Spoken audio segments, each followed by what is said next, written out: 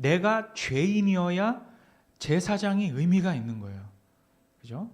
그래서 제사장은 성막에 속죄를 위하여 나오는 자에게 의미가 있지, 성막 근처에 얼씬도 안 하는 자칭 의인들에게는 아무 상관도 없고 아무런 관계도 없고 의미도 없는 것이죠. 그죠? 자, 그리고 지금까지 이 히브리서가 설명해왔던 것처럼 예수 그리스도는 모세보다 탁월하시고 누구보다 탁월하시고 그 어떤 제사장보다 탁월하시다라고 그렇게 탁월성만을 인정하는 것도 의미 자체가 없습니다.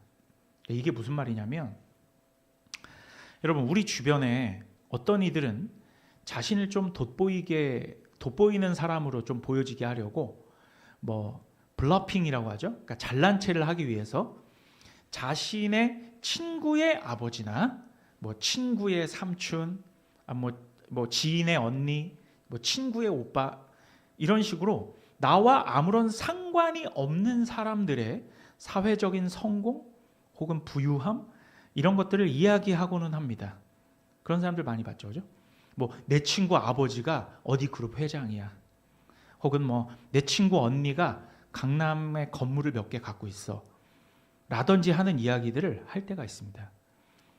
사실 직접적으로 친구가, 내 진짜 친한 친구가 어디 그룹 회장이나 사회적인 엄청난 인플루언서나 그런 거는 혹시 모르겠어요. 강남에 건물을 가지고 있다거나 하면 그거는 모르겠지만, 친구의 가족, 지인의 지인의 누구, 이러한 식으로 설명을 할 때면 그게 무슨 의미가 있지?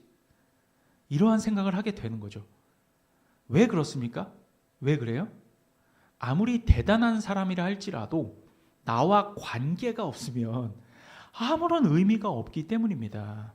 나랑 상관이 없는데 친구, 아버지의 친구가 무슨 그룹 회장이든 뭐든 그게 무슨 의미가 있습니까? 그죠? 아무런 유익이 없어요.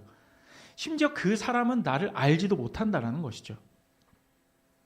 자, 그래서 지금까지 설명해온 예수님의 우월성과 탁월하심에 대한 설명이 의미가 있으려면 우리와 관계가 있어야 된다라는 말입니다. 아무리 우월하시고 탁월하시면 뭐합니까? 그죠? 그 대제사장이 나와 아무런 상관이 없는데 말이죠.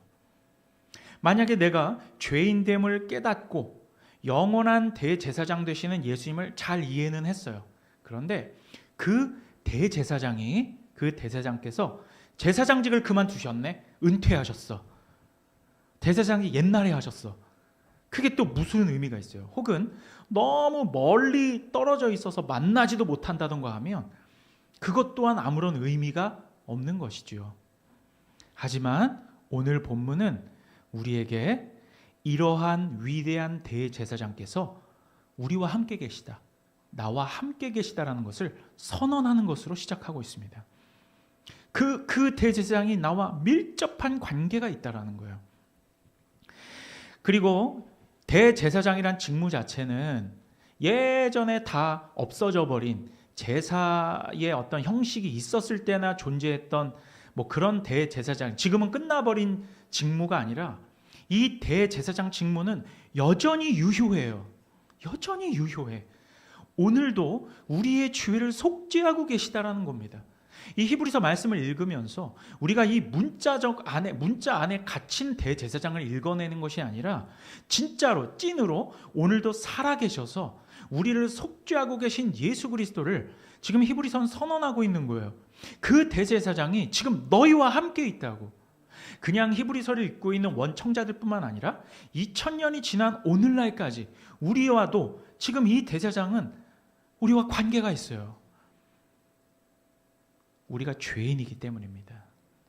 그리고 우리를 오늘날도 당신의 피로, 그리고 이 성소에서의 자신의 대제사장 직무로 우리를 속죄하고 계시다, 이 말입니다. 자, 그래서 오늘 본문을 보면, 오늘 본문을 크게 나누면 두 단락으로 나눌 수가 있습니다. 자, 먼저 1절에서 6절까지가 첫 번째 단락이고요. 자, 제가 다 읽진 않았지만, 자, 8장은 1절에서 13절까지 있어요. 그죠? 거기에서 두 단락으로 나누는데, 첫 번째 단락은 1절에서 6절, 그리고 7절에서 13절까지가 두 번째 단락이에요. 자, 그런데 이 두 단락으로 나눠서 오늘 본문은 옛 제사장에서 새로운 제사장으로의 직무 변경을 통해 옛 언약이 폐하여지고 새 언약이 갱신되었다라는 것을 선언하는 본문입니다. 아시겠죠? 다시 한번 설명할게요. 옛 제사장에서 새 제사장으로의 직무 변경을 통해서 옛 언약은 폐하여지고 새 언약이 갱신되었다. 새 언약으로 갱신되었다라는 것을 선언하는 본문이다. 매우 중요한 본문이죠. 자, 그러면 우리 여기서 하나하나씩 짚고 넘어갑시다. 여러분, 옛 제사장은 어떤 제사장입니까? 그냥 말해도 괜찮아요. 속으로 생각하셔도 되고. 자, 옛 제사장 네? 한계를 가진? 조금 더 명확하게 괜찮아요. 7장까지 우리가 설명되었던 거 어떤 계열 살펴봤잖아. 그렇죠. 옛 제사장은 첫 번째, 아론은 하늘에 있어요, 땅에 있는 제사장이었어요? 땅에 있는 제사장이죠. 옛 제사장은 땅에 있는 제사장이죠. 그러면서 7장의 표현으로는 아론의 반차를 따르는 제사장, 이것이 옛 제사장이죠. 맞아요? 그러면 새 제사장은 어떤 제사장입니까? 땅에 있는 제사장 반대는 뭐예요? 하늘에 있는 제사장인 거예요. 이게 새 제사장이야, 그지? 그리고 7장의 표현으로 하면 어떤 반차를 따르는? 멜기세덱의 반차를 따르는 대제사장. 쉽죠? 다시 한번 설명할게요. 옛 제사장은, 이게 폐지된 옛 제사장은 땅에 있는 제사장. 이것을 7장의 표현으로 하면 아론의 반차를 따르는 제사장. 자, 그리고 새 제사장은 하늘에 계신 제사장이면서 7장의 표현으로 하면 멜기세덱의 계보를 따르는 대제사장. 자, 그러면 옛 제사장이 하는 일은 뭐예요?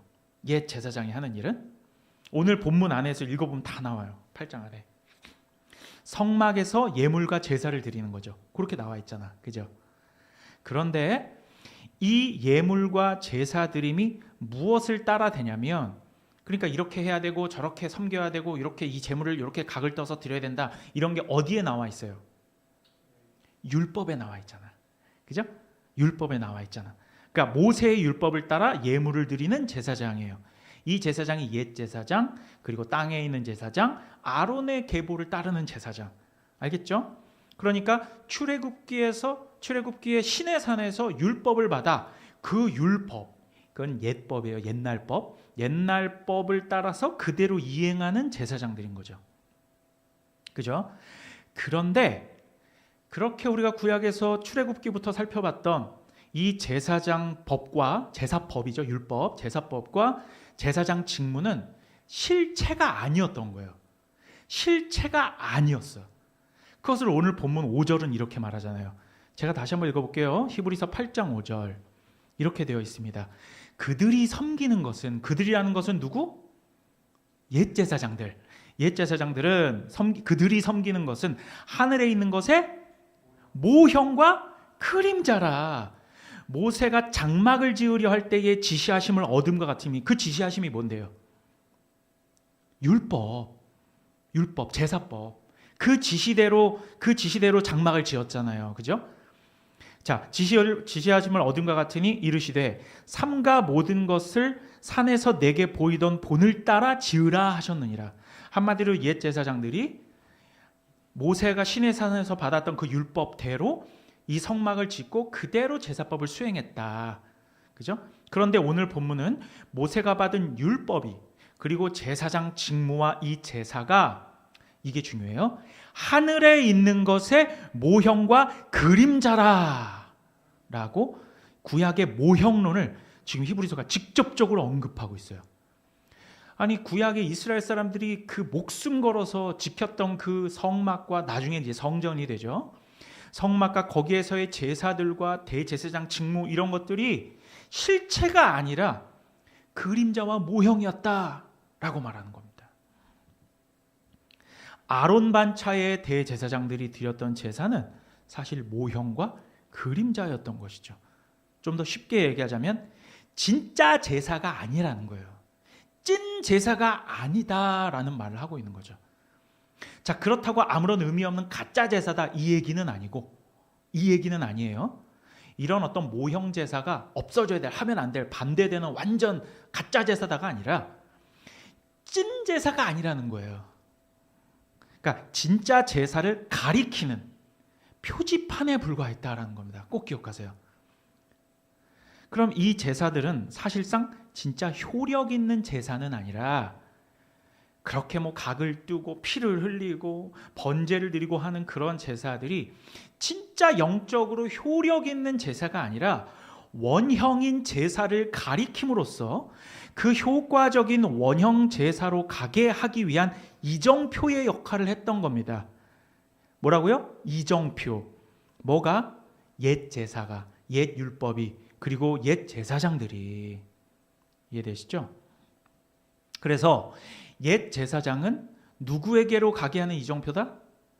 옛 제사장이 있으니까 새 제사장에게 가게 하는 이정표라는 겁니다. 그러한 그림자라는 거예요. 여러분, 그림자라고 하니까 한번 생각해 보세요. 우리가 이렇게 앉아 있는데 햇빛이 이렇게 비추고 우린 뒤에 이렇게 있어. 응? 앉아 있어. 근데 뒤에서 누가 이렇게 걸어오네? 근데 햇빛이 비치니까 이게 그림자가 이렇게 들어질 거 아니에요? 그럼 우리는 뭘 알 수 있어요? 아, 누군가 오는구나라는 걸 알 수 있죠. 그런데 그림자를 보고 이게 누구인지 정확히 알 수 있어요? 모르죠. 하지만 그런 풍채라든지 모양, 살짝 이렇게 비춰진 모양만 보고 대충 누구이겠거니는 알 수 있죠. 그래서 그림자라고 하는 거예요. 옛 제사법과 옛 제사장 그리고 성막의 모형들을 보면서 실체인 찐 제사장, 진짜 제사, 하늘의 제사법들이 이제 올 건데 그게 그림자를 이렇게 보니까 아, 이렇게 생겼겠거니. 그러면서 진짜 원형을 기다리는 겁니다. 실제 그림자의 주인이 나타나기 전까지는 정확하게 누구인지는 알 수가 없는 거예요. 이런 것과 같습니다. 옛 제사는 무언가 우리를 구원할 실체가 있다라는 것을 가리키면서, 그러면 이 그림자가 보여줬던 게 뭐예요? 성막 안에서 제사를 드릴 때 어떻게 해요? 동물을 죽이잖아요.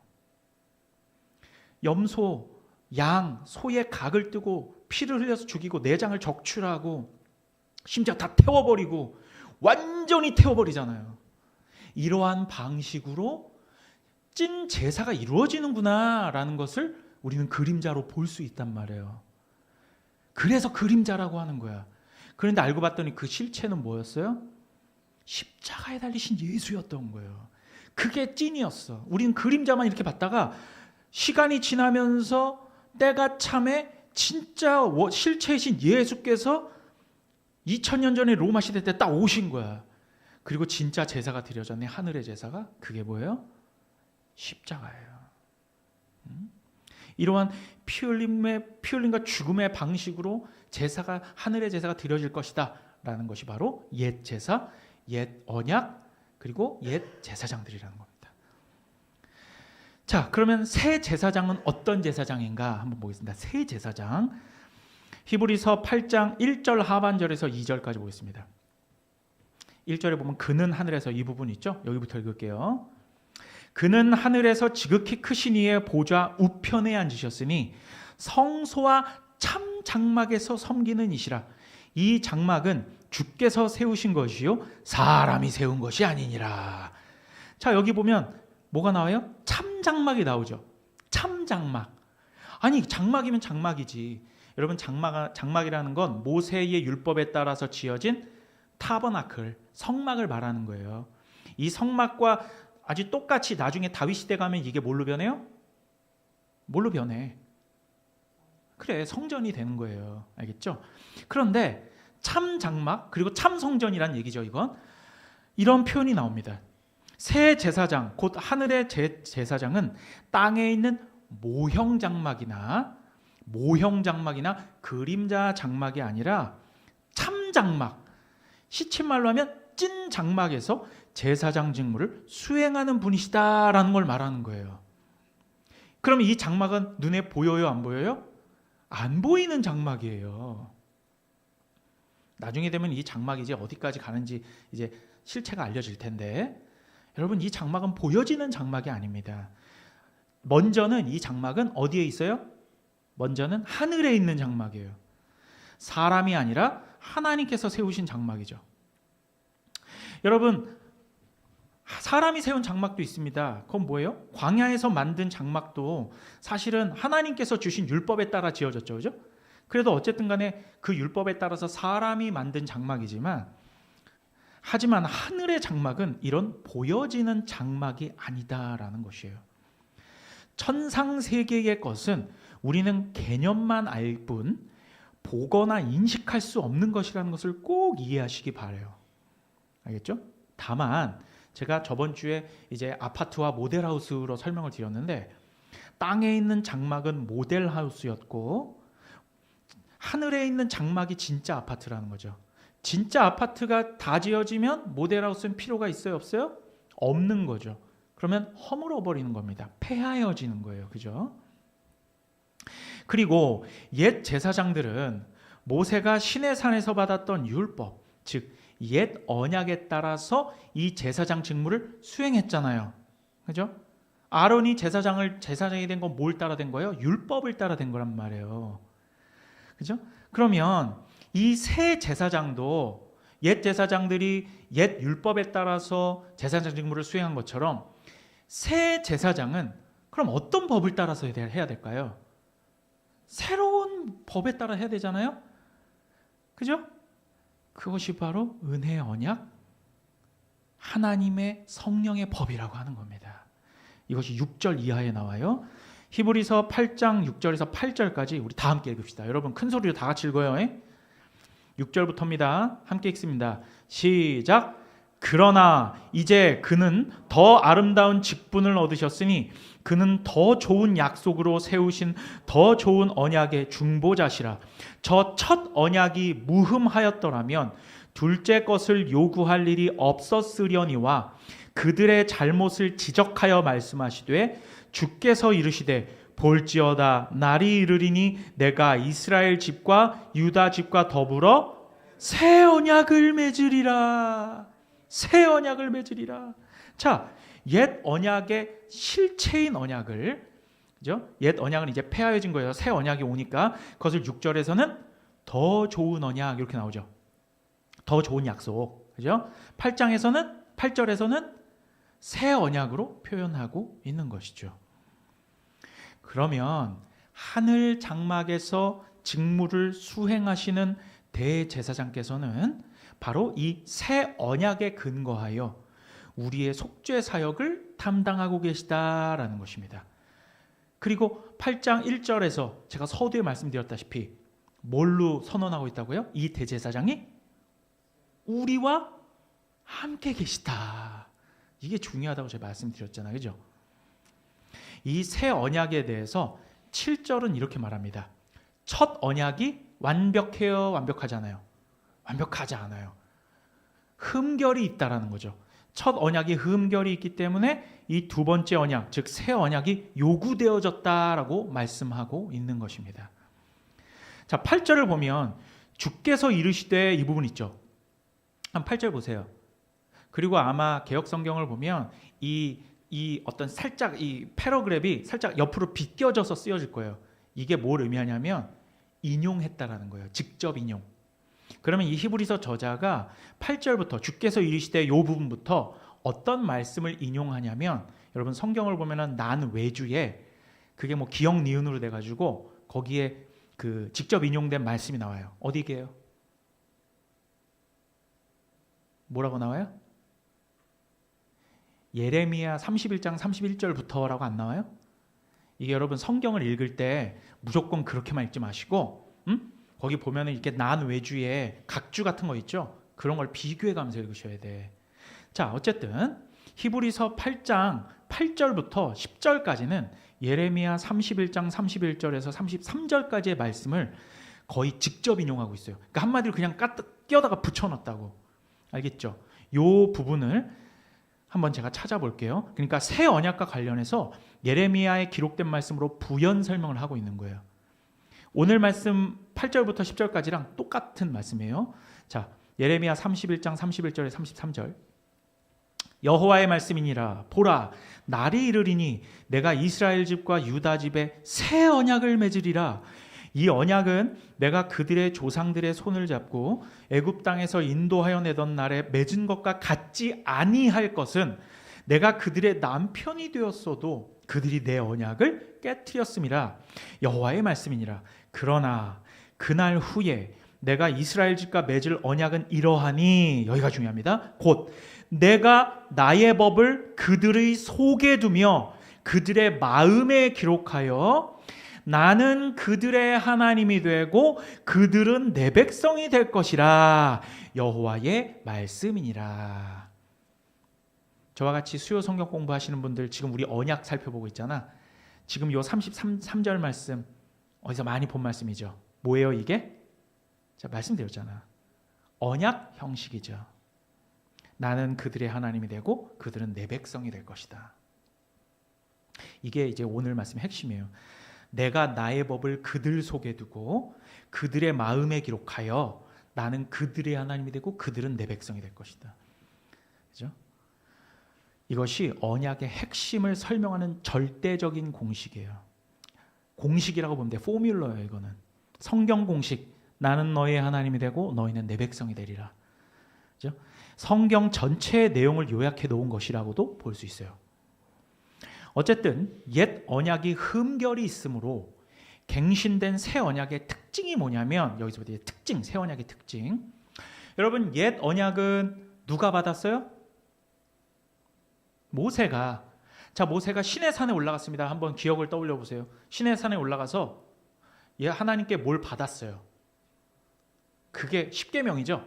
십계명을 위시한 율법. 그게 어디 새겨졌어요? 돌판에 새겨졌죠. 그죠? 그런데 새 언약은 어디에 새겨집니까? 보세요. 예레미야 33절에 뭐라고 돼 있어요? 우리의 마음에 새겨지는 거예요. 이게 새 언약입니다. 옛 언약은 돌판에 새겨진 죽은 말씀이지만, 죽은 언약, 옛 언약이지만 이 기록에 따라, 그래서 또 이 언약의 기록에 따라 땅에 있는 옛 성전에서 아론 반차의 제사장들에 의해 짐승의 피를 흘려 속죄의 모형 역할을 했다면, 자, 이제 새 언약은 하나님 백성들의 어디에 기록되어? 마음판에 기록되어 하늘에 있는 새 성전에서 아론의 반차가 아닌 멜기세덱의 반차를 따르는 영원한 대제사장 그리스도에 의해 그분 자신의 피를 흘려 속죄 제사의 실체로서 완전한 성취를 이루어내신 겁니다. 다시 한번 설명할게요. 옛 언약은 돌판에 기록되어져서 이 기록에 따라서 땅에 있는 옛 성전에서 아론 반차에 있는 제사장들에 의해 누구의 피를 흘려? 이때는 짐승의 피를 흘려 속죄의 모형 역할을 했다면, 새 언약은 하나님 백성들의 마음판에 새겨져서 하늘에 있는 새 성전에서, 그죠? 그래서 이제 이 땅에 있는 건물 성전이 의미가 없다는 얘기예요. 하늘에 있는 새 성전이 중요하다는 얘기지. 이게 뭐와 연결되어 있는 거예요? 우리의 마음과 연결이 되어 있는 거예요. 그 새 성전에서 멜기세덱의 반차를 따르는 영원한 대제사장 예수 그리스도에 의해, 그 예수 그리스도 어디 계신데요? 하늘에 계시죠. 하늘에 계시죠. 근데 하늘에 계신 거에서 끝나는 게 아니라는 걸 나중에 알게 돼요. 그 그리스도에 의해 그분 자신의 피를 흘려. 그 전에는 무슨 피를 흘렸는데요? 짐승의 피를 흘렸는데, 그래서 속죄 제사의 실체로서 십자가에서 자기의 피를 흘려 영단번에 영원히 효력 있는, 영원히 효과적인 제사를 성취해 주셨단 말입니다. 자, 고린도후서 3장 3절 볼게요. 다 같이 찾아보세요. 여기도 띄워주시고, 자, 고린도후서 3장 3절 우리가 함께 읽겠습니다. 찾아보세요, 여러분 성경으로. 너무나 중요한 말씀이죠. 사도 바울은 이렇게 말씀하고 있습니다. 읽습니다. 시작. 너희는 우리로 말미암아 나타난 그리스도의 편지니 이는 먹으로 쓴 것이 아니요 오직 살아계신 하나님의 영으로 쓴 것이며, 또 돌판에 쓴 것이 아니요 오직 육의 마음판에 쓴 것이라. 야, 여기에서 우리 마음판에, 그때 돌판에 이제 십계명이 쓰여질 때도 하나님께서 물론 직접 새겨주신 것이지만, 우리 마음판에는 더 정확하게 누가 쓰여주셨어요? 하나님의 영. 이걸 누구라 그래요? 성령이 우리 마음판 가운데 이 새 언약을 새겨주셨다 이 말입니다. 자, 우리의 마음은 여기서 이제 중요한 거예요. 우리의 마음은 성전은 하늘에 있잖아. 하늘에 있는 새 성전에서 우리가 어떻게 예배를 드려요? 우리가 하늘에 없는데. 그런데 우리는 하늘에서 예배를 드린 것과 같은 예배를 드릴 수가 있습니다. 왜 그렇습니까? 우리의 마음이 하늘과 커넥션이 되어 있기 때문이에요. 하늘에 계신 예수 그리스도의 영께서 어디 계신데? 우리 마음 안에 계시기 때문입니다. 그래서 우리는 내주하시는 성령을 의존한다 이런 표현을 하죠. 그게 그 의미예요. 여러분, 제가 아까 예배드리기 바로 서두에 우리 참으로 예배하는 자들은 뭐와 뭐로 예배드린다고요? 신령과 진정으로 드리죠. 여기서 신령이 뭐예요? 성령이란 말이에요. 성령이 아니고서 우리는 예배를 드릴 수가 없어요. 왜? 성령께서 우리 마음 가운데 내주하셔서 우리의 마음을 죄로부터 멀리하시고 깨부수시고 이 예배에 작용을 하지 않으시면, 그리고 진정은 이건 진리란 말이에요. 말씀. 그래서 신령과 진정이라는 건 성령과 기록된 말씀이 아니고선 하나님을 진정으로 예배할 수 없다라는 말을 드리는 겁니다. 그래서 하늘에 새 성전이 있는데 그 하늘 새 성전에서 우리는 예배 드릴 수 있어. 왜? 성령, 우리 마음의 가운데 계신 성령 때문에. 그리고 그 성령께서 우리 마음 가운데, 우리 마음판 가운데 뭘 기록해 주셨어요? 새 언약을 기록해 주신 거예요. 이 새 언약이 마음판에 새겨진 사람을 로마서는 이렇게 설명하고 있습니다. 좀 긴 말씀이긴 한데 요거 제가 한번 찾아서 빠르게 읽어볼게요. 여러분 눈으로 읽어주세요. 자, 새 언약이 마음판에 새겨진 사람, 이런 사람이에요. 로마서 10장 4절에서 13절. 그리스도는 모든 믿는 자에게 의를 이루기 위해 율법의 마침이 되시니라.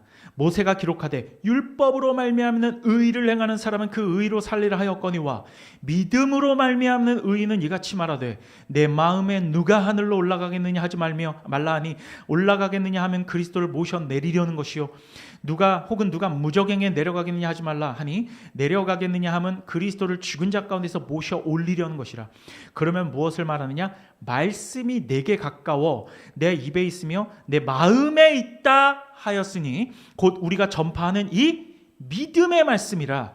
네가 만일 내 입으로 예수를 주로 시인하며 또 하나님께서 그를 죽은 자 가운데서 살리신 것을 내 마음에 믿으면 구원을 받으리라. 사람이 마음으로 믿어 의에 이르고 입으로 시인하여 구원에 이르느니라. 성경에 이르되 누구든지 그를 믿는 자는 부끄러움을 당하지 아니하리라 하니 유대인이나 헬라인이나 차별이 없음이라. 한 분이신 주께서 모든 사람의 주가 되사 그를 부르는 모든 사람에게 부요하시도다. 누구든지 주의 이름을 부르는 자는 구원을 받으리라. 여러분, 자, 이 말씀을 읽어보니 새 언약이 마음판에 새겨진 사람은 어떤 사람입니까? 잘 읽어보세요. 여기서 반복되는 개념이 하나가 있어요. 로마서에 봐봐요. 두 글자야. 우리 요한 형제님 성경 많이 했잖아. 마음으로 뭐 해야 된대? 믿음이잖아요. 마음으로 믿어 의에 이른다.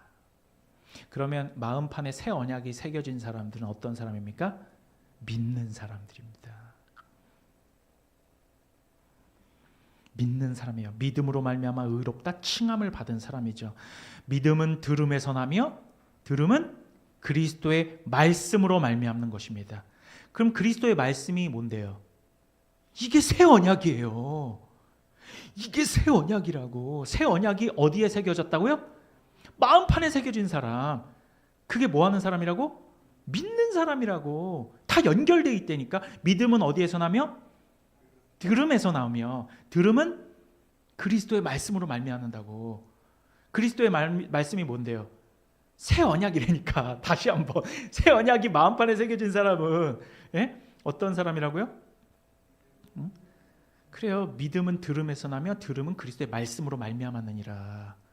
새 언약이 마음판에 새겨진 사람은 곧 믿는 사람이라는 얘기입니다. 이 새 언약이 마음판에 새겨져서 이 새겨진 마음판을 믿는 사람들, 이 사람들은 믿음이 선물로 주어졌기 때문에 이 세상 사람들 아무도 믿지 않는 성경에 기록된 하나님을 섬기고 따르게 됩니다. 세상 사람들은 정말 이해가 안 되겠죠. 과학적으로도 말이 안 되고 도대체 논리적으로도 따져도 말이 안 되는, 넌 어떻게 그런 하나님을 믿냐? 그런 신을 믿냐? 신이 있다고 생각하냐? 양자역학을 공부해봐. 신이 없다는 게 드러나, 증명돼. 정말 죄송한 말씀입니다만 그런 개소리들을 하는 작자들이 많은데, 유튜브에서나 세상에서는, 여러분, 하나님은 그런 분이 아닙니다. 양자역학, 고전역학, 상대성 이론, 이런 것들로 포착되는 분이 아니에요. 여러분, 믿음의 사람들은, 그리스도의 언약이, 새 언약이 마음판에 새겨진 사람들은, 이 사람들이 그리스도인이 된 건 우리가 뭔가 결여되어서, 뭔가 부족하여서, 혹은 뭐 심리적으로 연약해서, 혹은 지능이 낮아서, 그렇게 과학을 잘하는 세상 사람들보다 무슨 지능이 낮아서, 여러분 공부 잘하는 사람 중에 여러분 찐 예수 그리스도를 믿는 사람이 없습니까? 있죠. 무슨 과학적인 이해가 부족해서, 혹은 뭔가에 홀려서, 혹은 뭐에 속아서 종교적인 안정감을 누리기 위해, 혹은 복받기 위해 이 그리스도인들의 삶을 살아가는 것이 아닌 것이죠. 새 언약이 마음판에 새겨진 믿는 사람들은 성령의 역사에 의해, 마음에서의 역사에 의해 그리스도의 말씀이, 새 언약이 마음판에 새겨지기 때문입니다. 그래서 믿는 거예요. 내가 믿겠다 작정해서도 아니고, 내가 뭔가 이해가 되어지고, 내가 이성으로 이것이 파악이 되고 다 믿어져, 다 이해가 돼서 이걸 믿는 게 아니란 말입니다. 성령의 역사가 없이는 믿을 수 없어요. 왜냐하면 성령께서 새 언약을 마음판에 새기시기 때문이에요.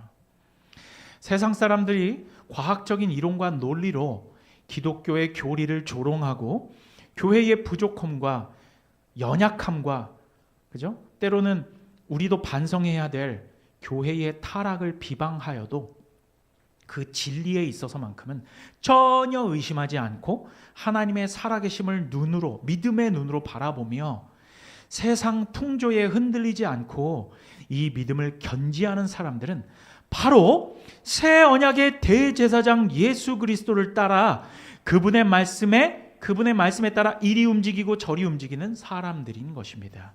믿으십니까? 그리고 그러한 사람들이 바로 여기 계신 여러분들인 거예요.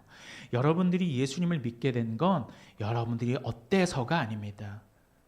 내가 안 믿으려고 해도 안 믿어질 수가 없어요. 왜냐하면 돌판에 새겨진 율법이 아니라 성령께서 마음판에 새긴 새 언약이 깊게 새겨졌기 때문에 지울 수가 없어요. 우리가 믿음의 사람들과 때로 이런 뭐 사적인 어떤 얘기들을 할 때, 내가 때로는 교회를 떠나서 세상으로 나가려고 했는데 세상에 좀 살다 보니까 죽을 것 같더라. 도저히 안 되겠더라. 그냥 예전에 술 먹고 방탕하고, 혹은 뭐 그냥 세상 사람들과 똑같이 내가 살아봤는데, 그것도 그냥 육신은 편하고 그런데 마음이 쩍쩍 갈라지고 죽을 것 같더라. 내가 돌아오지 않을 수 없게 만들더라. 그게 하나님의 역사시더라. 그렇게 고백한 사람들이 있거든요. 이런 사람들이 바로 그 새 언약이 마음판에 새겨져서 지워지지가 않는 거야. 내주하시는 성령께서 그를 그냥 두실 수가 없어. 저 밑바닥에, 정말 이 사회에서도 그 밑바닥 가운데에 구렁텅이에 빠져 있을 때에도 그 신락 같은 그 불씨가 마음 가운데 살아있는 거야. 성령께서 계시되니까요. 그리고 언젠가 되면 그 불길이 활활 타올라요. 그리고 그가 다시금 하나님의 보좌 가운데 담대히 나아갈 수밖에 없도록 만드세요. 그게 성령의 역사예요. 그래서 찐 그리스도인들은 걱정할 게 없어요. 그가 때로는 좀 신앙생활을 등한히 하거나, 말씀 생활 안 하고 기도 생활 안 하고, 뭐 쑥 그냥 뭐 세상적인 거에 빠져 있다 할지라도 언젠간 돌아와요. 성령의 역사가 있으면 그는 돌아올 수밖에 없는 것입니다. 여러분, 그러니 기죽지 마시고 이 진리를 깨달은 사람들은 세상 그 누구와도 비교하지 마세요. 세상 사람들과 비교해봤자 아무런 의미가 없어요. 제가 그런 분들 볼 때마다 너무 가슴이 아프거든요. 왜냐하면 저도 그랬기 때문이에요. 직장 생활할 때 나는 왜 이거밖에 안 되지? 내 나이 정도 되면 내 친구들은 이 정도 됐는데, 이 정도 되는 사람들이 평균인데 난 평균 이하네? 그런 걸로 마음 상해하고 좌절하고 그럴 필요가 전혀 없습니다. 왜냐하면 성령의 인도함을 받고 하나님의 주권적인 인도함을 받는 찐 하나님 백성들은 세상 사람들과 그 트랙을 같이 돌지 않아요. 같은 운동장에서 같은 경쟁을 하는 게 아니기 때문이에요. 운동장이 달라요. 그렇기 때문에 비교가 의미가 없는 겁니다. 그들은 설국열차와 같은 세속열차에 탑승한 거고 우리는 천국열차를 탑승했어요. 그러니까 그 천국의 열차도 다르고 그것을 운전하는 그 운전수도 달라요. 설국열차, 우리 그 영화가 굉장히 인사이트가 있는 영화인데 계속 돌잖아요. 그리고 그 열차가 멈추면 어떻게 되는 거예요? 다 죽는 거예요. 그죠? 그런데 천국열차는 계속 간단 말이에요. 우린 그 열차 탑승했다. 근데 그 열차가 멈출 때 어디서 멈춰요? 천국열차니까 어디에서 멈춰요? 천국에서 멈추는 거예요. 그럼 우리는 어디에 내려요? 천국에서 내리는 거라고. 그게 바로 예수 그리스도의 재림 아니겠습니까? 그러니까 도는 트랙이 다르다고, 노는 물이 다르고 운동장이 달라. 근데 왜 비교하십니까? 우리가 열심히 365일 열심히 일해서 버는 돈이 여러분 10억이 안 돼요. 1억도 안 되잖아. 근데 그걸로 뭐 사람들은 누구는 얼마 벌고 그걸로 마음 상해하고 조려하고 비교하고 막 나는 왜 이러지? 나는 왜 이렇게 되는 일이 없지? 되는 일이 없을 수 있어요. 저도 그렇고요. 그냥 하나님의 인도하심이에요. 근데 그렇다 할지라도 우리 주님, 내 안에 내가 주님을 떠나고 싶어도 떠날 수 없는 이 숙명, 내가 세상으로 그냥 나가 살래. 주님, 교회 다니고 이렇게 주님이 오랫동안 신앙생활 했는데도 내 삶이 왜 나아진 게 없어요. 주님, 날 좀 살려달라고 하는데도 마치 주님이 안 살려주시는 것 같아. 근데 여러분, 안 살려주시는 게 아니에요. 마음판에 새겨진 새 언약은 지울 수가 없어요. 그 어떤 지우개로도. 그게 감사한 겁니다. 내가 끊어내려고 이 관계를 이 대제사장과 끊어내려고 해도 끊어지지가 않아요. 여러분, 근데 그 영광의 순간이 오게 됩니다. 그걸 기다리면 돼요. 끝없이 기다리세요. 그냥 꾸준히 주님만 바라보고 살면서 남들과 비교하지 말고 열심히 일하시고 교회 공동체에서 열심히 사역하시고 주님만 바라보면 그 끈을 놓지 말고 꾸준히 따라가세요. 그러면 언젠가 도적과 같이 신랑을 기다리는 그 팔레스타인의 신부들과 같이 불시에 주님께서는 구름 타고 이 땅 가운데 오실 것입니다. 너무 뜬구름 잡는 소리 같지만 기독교인들은, 찐 그리스도인들은 그날을 고대하고 사는 사람들이에요. 여러분, 새 언약이 마음판에 새겨진 사람들은 각박한 환경 가운데서도 담담하고 여유롭고 초연하게 살아가는 사람들입니다. 왜 그러냐면 의미가 어디에 있는지 잘 알기 때문이에요. 의미가 어디에 있는가. 한번 여러분들이 살아가는 그 삶의 여러분들의 행동들 그리고 행위들의 의미를 찾아보세요. 그럼 이 행동이 진짜 어디에 의미가 있는지. 때로 믿음 생활이 뜻대로 안 되어져서 육신의 소욕에 실패하고 넘어져도 결국은 성령께서 오뚜기처럼 다시 일어서게 하실 것입니다. 지독하게 정말 좀비처럼 다시 살아나서 끝없이 천국을 향해 뚜벅뚜벅 걸어가는 여러분들이 되실 것입니다. 용기 잃지 마시고 이러한 대제사장이 우리에게 계시다, 이 말씀을 붙들며 담대하게 살아가시는 저와 여러분 되기를 소망합니다. 기도하겠습니다. 새 언약의 중보자가 되시는 우리 주님, 오늘을 힘겹게 살아가지만 여전히 주의 은혜를 구하고 사모하는 자들을 돌보시고 이들에게 힘주시며 주의 능력으로 건져 주시옵소서. 주의 말씀이 마음판에 새겨진 자들은 그 말씀을 결코 지울 수 없으며 성령의 이끄심으로 살아갈 수밖에 없습니다. 주님, 오늘도 그렇기 때문에 우리는 우리 안에 내주하시는 성령을 의지하며 살아갑니다. 인도하여 주시옵소서. 감사드리며 예수님의 이름으로 기도드립니다. 아멘. 찬송가 436장 1절과 4절만 찬양하겠습니다. 나 이제 주님의 새 생명 얻은 몸, 옛 것은 지나고 새 사람이로다. 그 생명 내 맘에 강같이 흐르고 그 사랑 내게서 해같이 빛난다. 영생을 누리며 주 안에 살리라. 오늘도 내일도 주 함께 살리라. 주 따라가는 길, 주 따라.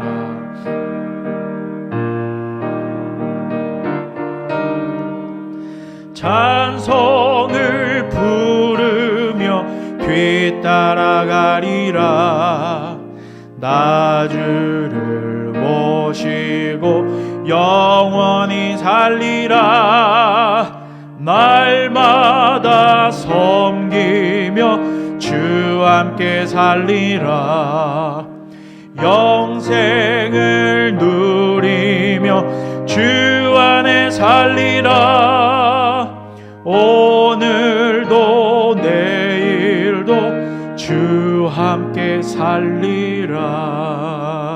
아멘. 지금은 우리 주 예수 그리스도의 은혜와 아버지 하나님의 극진하신 사랑하심과 성령의 감화, 교통, 충만, 내주하심의 역사가 하늘의 대제사장 되시며 우리와 함께 하시는 주님을 의지하고 또한 마음판에 새겨진 새 언약을 따라 살아가기 원하는 여기 있는 모든 주님의 권속들 위해 지금부터 영원토록 함께 하시기를 우리 주 예수 그리스도의 이름 받들어 간절히 축원하옵나이다. 아멘. 주님 감사합니다.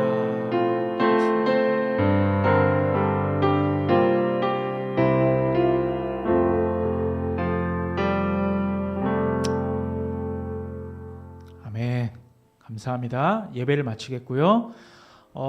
오늘 또 모처럼 또 방문해 주신 우리 김호성 형제님 계신데 가지 마시고 식사하고 가세요. 왜냐면 많이 했어. 이거 식사하고 가야 돼. 다 알겠죠? 부대찌개 사모했는데 먹고 가. 혜진이한테 밥 먹고 간다 그래. 맞지? 교회에서 밥을 했는데 교회 밥을 먹고 가야지. 걱정하지 마시고 많이 했어요.